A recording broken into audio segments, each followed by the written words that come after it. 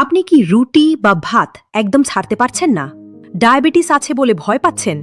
খেতেও ইচ্ছে করছে, আবার সুগার বাড়ার চিন্তাও হচ্ছে। তাহলে কি এমন কোনো উপায় আছে যাতে ভাত রুটি খেয়েও ব্লাড সুগার খুব বেশি না বাড়ে? আজ আমি আপনাকে সেই সহজ উপায়গুলো বলবো। চলুন সহজভাবে বিষয়টা বুঝে নেই। আজ আমরা কথা বলবো ডায়াবেটিসে কিভাবে ভাত আর রুটি খাবেন যাতে ব্লাড গ্লুকোজ নিয়ন্ত্রণে থাকে। আমি doctor Shreyasi Chatterjee, medicine specialist এবং ডায়াবেটিস ও হরমোন বিশেষজ্ঞ। সরল ভাষায় রোগের ব্যাপারে জানার জন্য সাবস্ক্রাইব করুন ডক্টর ম্যাডাম। 1 নম্বর নিয়ম, পোর্শন কন্ট্রোল। একটা মাঝারি সাইজের রুটি প্রায় 4 চামচ চিনির সমান কার্বোহাইড্রেট দেয়। কতটা খাবেন? এক বেলায় 1 থেকে 2টো মাঝারি রুটি যথেষ্ট, মানে এক একটা রুটি প্রায় 25 থেকে 30 গ্রাম আটা দিয়ে।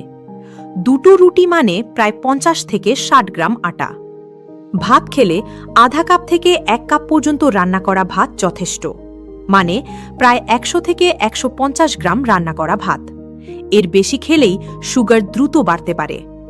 2 নম্বর নিয়ম, প্লেটে সবজি, স্যালাড আর প্রোটিন বেশি রাখুন, রুটি বা ভাত কম রাখুন। 3 নম্বর নিয়ম, খাবার শুরু করুন স্যালাড বা সবজি দিয়ে। ফাইবার আগে পেটে গেলে একটা কোটিং তৈরি করে, তাতে গ্লুকোজ ধীরে শোষিত হয়, সুগারের স্পাইক কম হয়।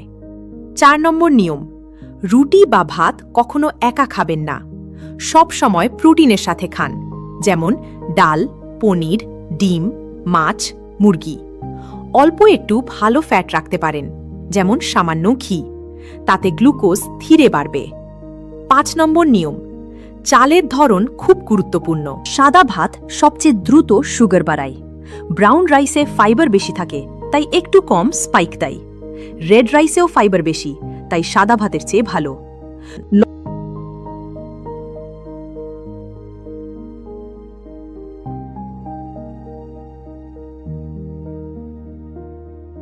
লম্বা দানার বাসমতি চাল সাধারণ সাদা ভাতের তুলনায় একটু কম গ্লাইসেমিক ইন্ডেক্স আছে।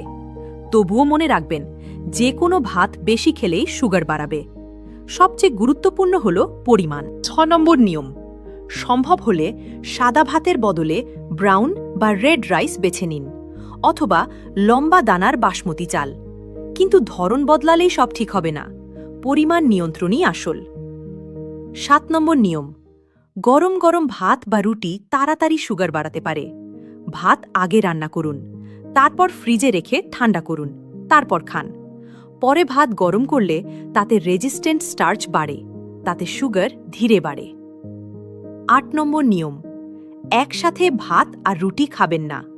কার্বোহাইড্রেট প্লাস কার্বোহাইড্রেট, এতে সুগার দ্রুত বাড়বে। এক বেলায় একটাই বেছে নিন।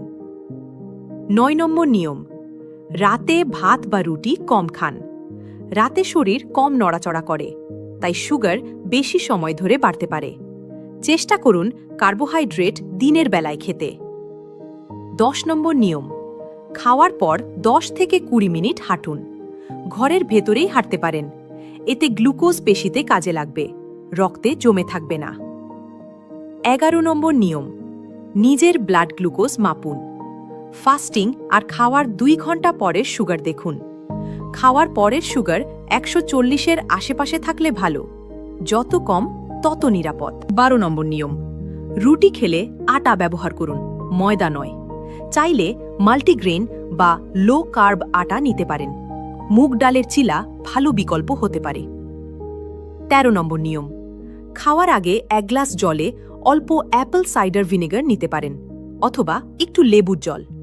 এতেও সুগারের স্পাইক কম হতে পারে। মনে রাখার মতো মূল কথা, 1 থেকে 2টা রুটি বা আধা থেকে 1 কাপ ভাত যথেষ্ট। সাদা ভাতের বদলে ব্রাউন, রেড বা বাসমতি ভালো। খাবার শুরু করুন ফাইবার দিয়ে। প্রোটিন আর ভালো ফ্যাট যোগ করুন। রাতে কার্বোহাইড্রেট কম খান। খাওয়ার পর হাঁটুন। নিজের সুগার নিজে মাপুন। ডায়াবেটিস নিয়ন্ত্রণ অনেকটাই আপনার হাতে। যদি ভিডিওটি আপনার উপকারে আসে, তাহলে ডাক্তার ম্যাডাম চ্যানেলটি অবশ্যই সাবস্ক্রাইব করুন। এই তথ্য NHS UK, Mayo clinic, Cleveland clinic এবং পেশেন্ট ইউকের মতো বিশ্বস্ত উৎস থেকে নেওয়া হয়েছে। নিজের যত্ন নিন, সুস্থ থাকুন। সাবস্ক্রাইব করুন আপনার নিজের চ্যানেল ডাক্তার ম্যাডাম।